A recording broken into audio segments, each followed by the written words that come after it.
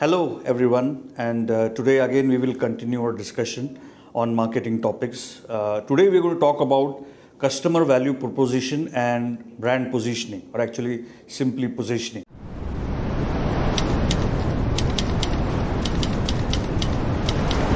So, in your syllabus, if you see, it is chapter 7 and it is called as crafting a customer value proposition and positioning. So what are these terms? You might have heard about this term value proposition. You might have heard this in the sense that what is the value proposition of joining IIT, for example, as an educational institute. So you might have used these terms in various contexts, but today let's try and understand what do these terms actually mean, first of all, and what is their relevance in marketing.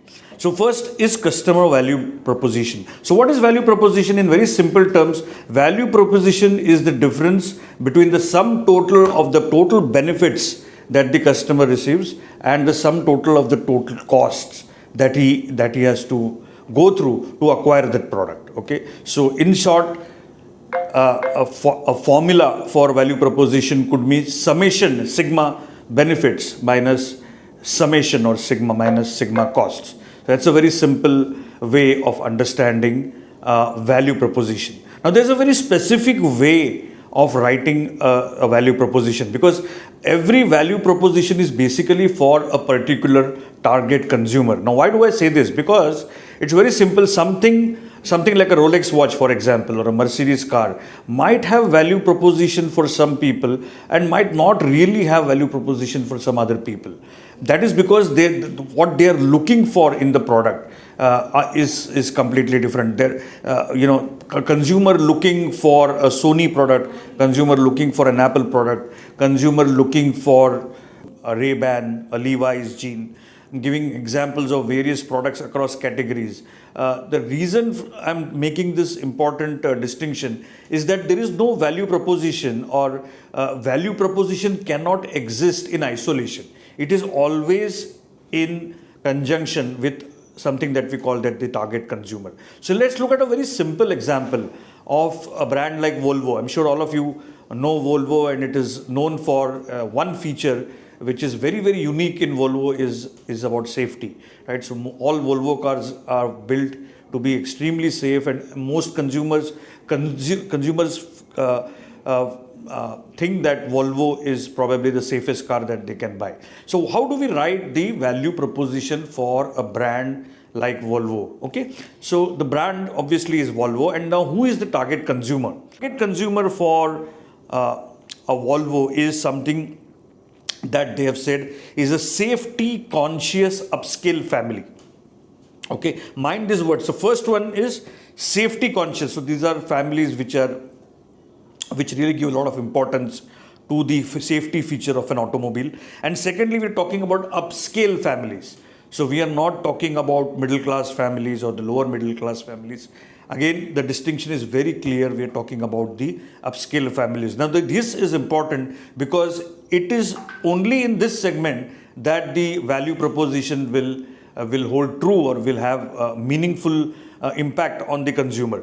So, the value proposition, therefore, is the safest, most durable wagon in which your family can ride. And as you can see, a very simple statement which brings about, the value proposition of Volvo. Similarly, if you take Domino's Pizza, for example, it is convenience-minded pizza lovers. As you can see, it is for convenience-minded pizza lovers, and the value proposition statement is a delicious hot pizza which is delivered promptly at your doorstep, right? So again, please see the distinction. This is not for gourmet pizza lovers. This is not for pizza lovers who want exotic ingredients on their pizza, or they're looking for a very, very distinct pizza experience. There are people who are sitting at home probably watching a cricket match or a football match, and they want to have pizza, just to enjoy the match and as well have some food. So this is convenience-minded pizza lovers, and for them, convenience is more important. Okay, so let's move to the next topic now of today's discussion, which is positioning.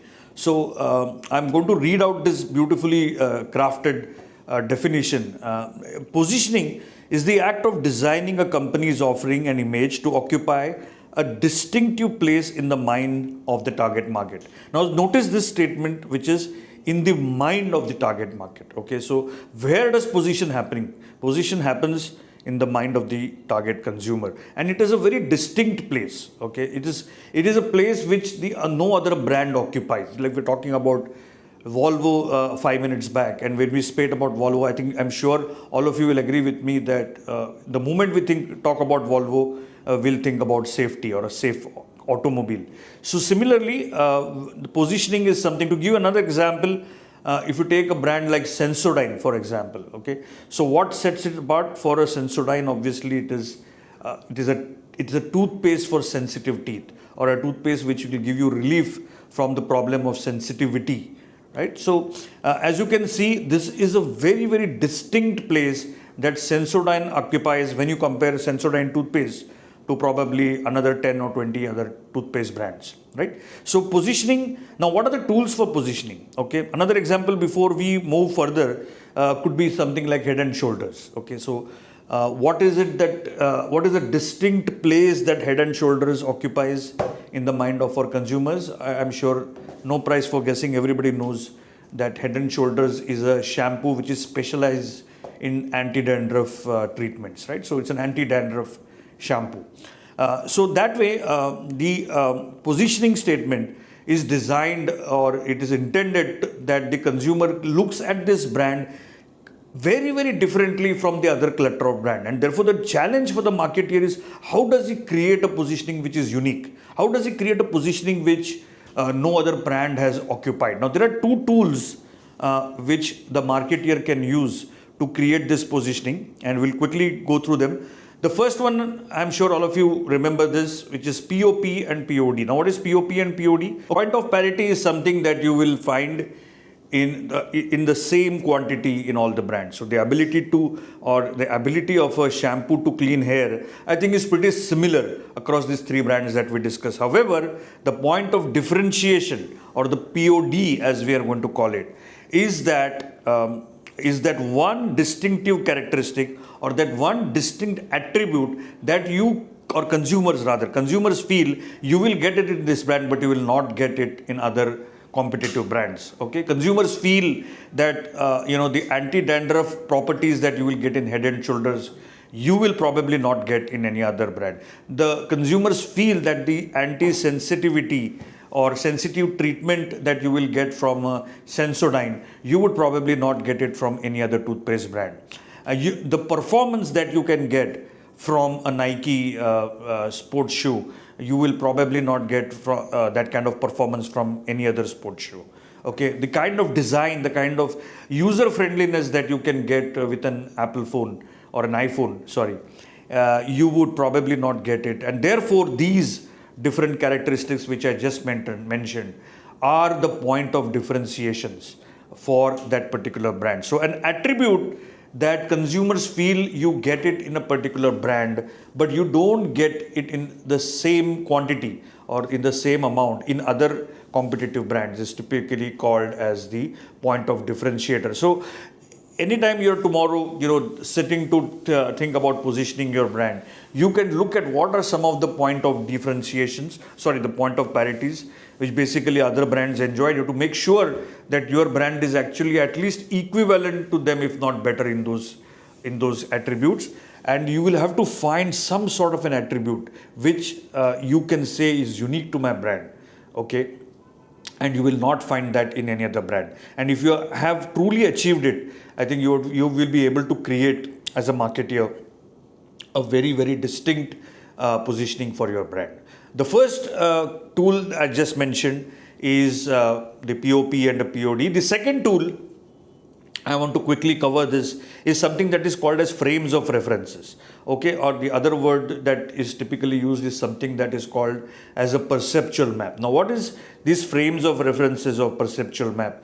In simply put, if you remember, we had done this in the classroom, where we draw an x-axis and a y-axis, and let's say the x-axis is price, high price, low price, and let's say the other axis is quality, so high quality and low quality. And once you have this price and quality, you can plot various brands, okay, in terms of how the consumers perceive them.